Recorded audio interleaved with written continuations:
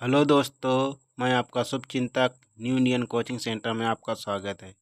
इस वीडियो के माध्यम से देखेंगे मुगल वंश की स्थापना कब और किसने की थी। तो देखते हैं मुगल वंश।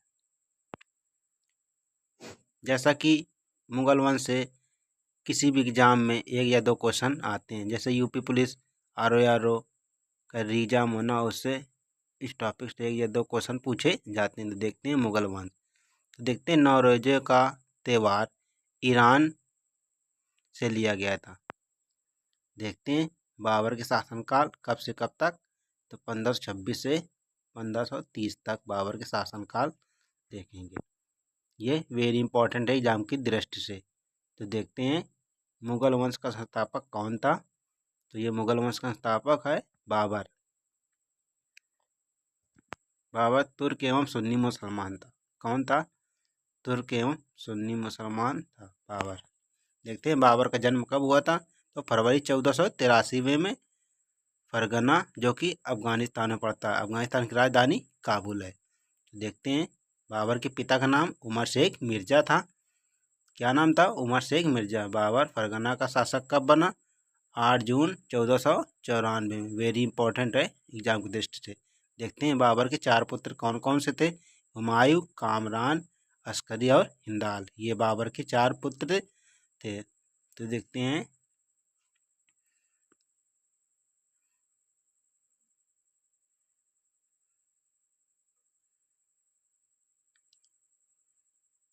बाबर द्वारा धारण की गई उपाधियाँ। तो देखते हैं बाबर ने कौन कौन सी उपाधि धारण की थी। देखते हैं बादशाह, मिर्जा, गाजी और बादशाह। बादशाह कब उपाधि धारण की थी? 1507 में इन्होंने बादशाह की उपाधि धारण की। देखते हैं बाबर ने भारत पर 5 बार आक्रमण किए हैं। देखते हैं पहला आक्रमण बाबर का कौन सा था। तो भारत का बाबर ने भारत पर 5 बार आक्रमण किए। देखते हैं भारत के विरुद्ध बाबर ने प्रथम आक्रमण कौन सा था? 1519 में यूसुफजई जनजाति के उसमें। तो देखते हैं बाबर का अभियान। बाबर ने बाजौर और बेरा अपने अधिकार में कर लिया था। देखते हैं बाबर द्वारा लड़े गए 4 युद्ध। वेरी इंपॉर्टेंट है एग्जाम की दृष्टि से। किसी भी एग्जाम में इस टॉपिक से एक या दो क्वेश्चन आते हैं। बाबर द्वारा लड़े गए 4 युद्ध। देखते हैं कौन कौन से बाबर द्वारा लड़े गए युद्ध। वेरी इंपॉर्टेंट है एग्जाम की दृष्टि से।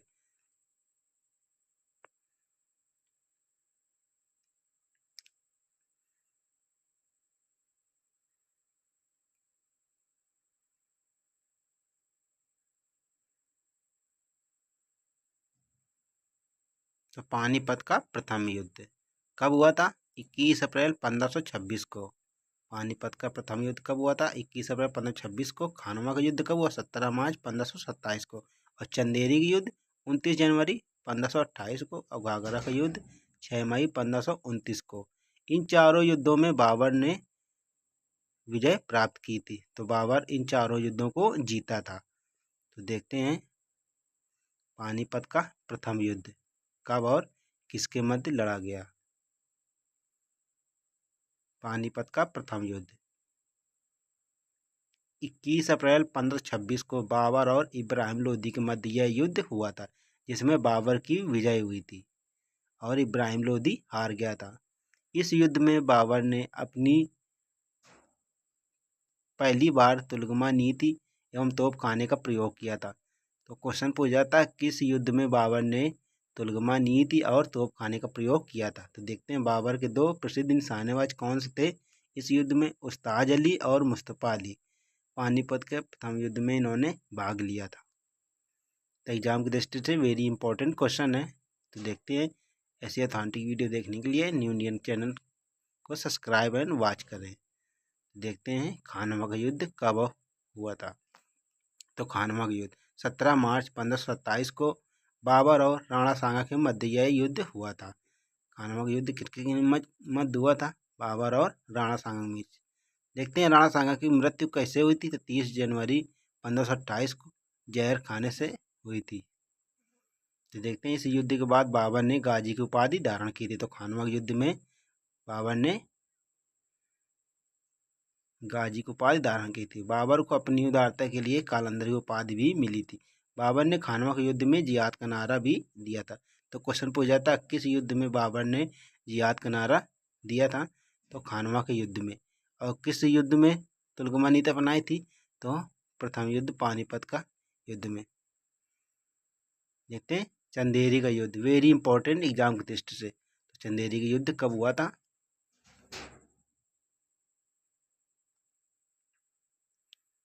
29 जनवरी 1528 को बाबर और मेदिनी राय के मध्य यह युद्ध हुआ था। इसमें बाबर विजयी रहा और मेदिनी राय हार गया। इस युद्ध में भी बाबर ने क्या किया था, जिहाद का नारा दिया था।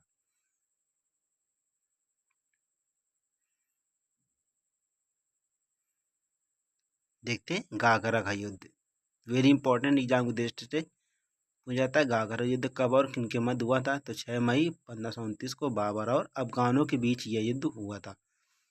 इस युद्ध में बाबर विजयी रहा और अफगानों की हार हुई। देखते हैं तो इन चारों युद्ध में बाबर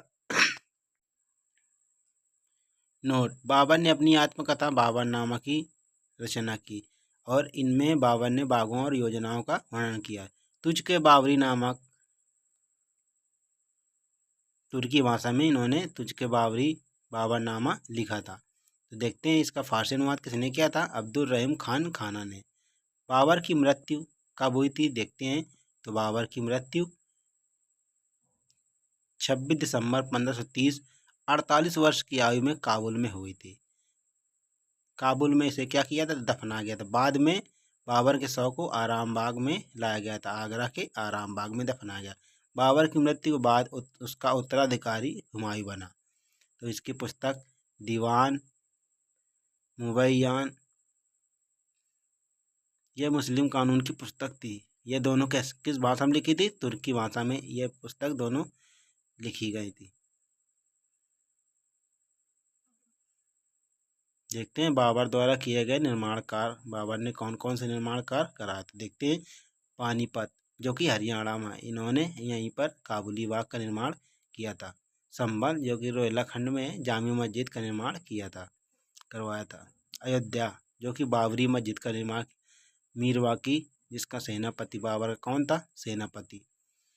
बाबरी मस्जिद कहाँ पे बनी है, अयोध्या में। काबुल बाबर की समाधि, तो बाबर की समाधि कहाँ पे है, काबुल में। अब बाद में से आराम बाग में आगरा के दफनाया गया था। बाबर के समय चित्रकार कौन था, बेहजाद। बेहजाद को ही पूर्व का राफेल कहा जाता है।